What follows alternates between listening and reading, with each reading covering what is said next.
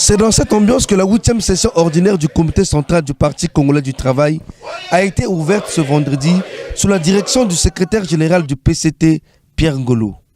Durant 3 jours, plusieurs points en provenance du bureau politique seront examinés, au nombre desquels le rapport d'activité du secrétariat permanent au titre de l'année 2018, la tenue ou non du prochain congrès en 2019. En dépit de la situation difficile qui a affecté les moyens d'action de notre parti, la direction politique s'est employée à faire que le Parti congolais du travail continue à jouer son rôle dans la vaste entreprise de redressement économique et de maintien de la cohésion sociale engagée par le gouvernement sous la direction du camarade président Denis Sassou Nguesso.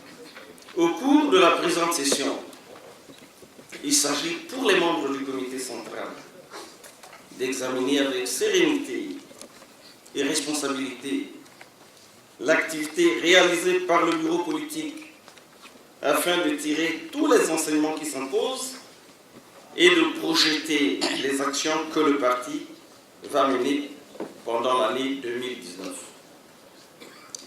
Il s'agit d'envisager prospectivement les mécanismes de mobilisation des militants et sympathisants du parti, ainsi que de toutes les forces vives de la nation, à l'effet de soutenir avec plus d'efficacité l'œuvre gigantesque du camarade président de la République, visant à sortir le Congo de la crise économique et financière actuelle. Nous devons dire que nous sortirons victorieux de cette épreuve.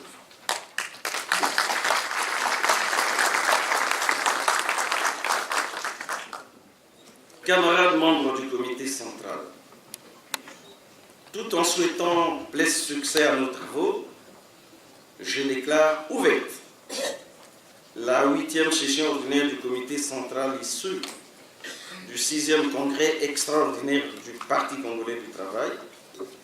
Vive le Parti congolais du travail. Vive le camarade Denis Sassou Nguesso. Gloire immortelle au camarade Marian Wabi. Tout pour le peuple, rien que pour le peuple. Je vous remercie.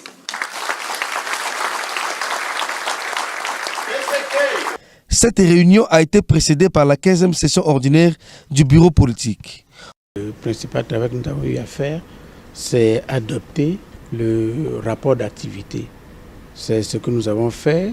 Nous avons également examiné la réflexion sur les antivaleurs. Vous savez que c'est un appel, c'est un message important du président de la République et le parti a fait le point de ce que ce processus de lutte contre les antivaleurs a donné à la date d'aujourd'hui. Nous avons là aussi échangé longuement, de façon tout à fait directe, sereine, et nous avons, avec amendement, adopté ce document. Et nous nous sommes prononcés également sur le principe de l'organisation en 2019 du congrès du parti. Le comité central serait également saisi et puis on décidera. Ce qui est sûr, c'est que le principe est retenu pour que le congrès se tienne en 2019. Les documents avaient été déjà apprêtés par le secrétariat permanent. Au cours de celle-ci, Joseph Mossa a été élu au secrétariat permanent en qualité de secrétaire permanent chargé de l'administration en lieu et place d'André Ongania, décédé cette année. J'aimerais profiter de votre micro pour vraiment dire toute ma reconnaissance à l'endroit du président du comité central de notre parti, à l'endroit de l'ensemble des membres du bureau politique pour m'avoir fait confiance et placé leur dévolu sur ma modeste personne. Et donc c'est un sentiment de joie et de légitime fierté parce que vous savez, servir le parti au sommet, notamment au secrétariat permanent, c'est quand même une consécration. Au terme de cette réunion du bureau politique, Pierre Ngolo a adressé les félicitations aux participants pour leur sens élevé de responsabilité.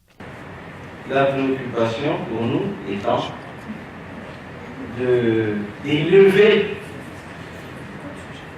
les capacités de notre parti et d'accompagner plus efficacement le camarade président du comité central.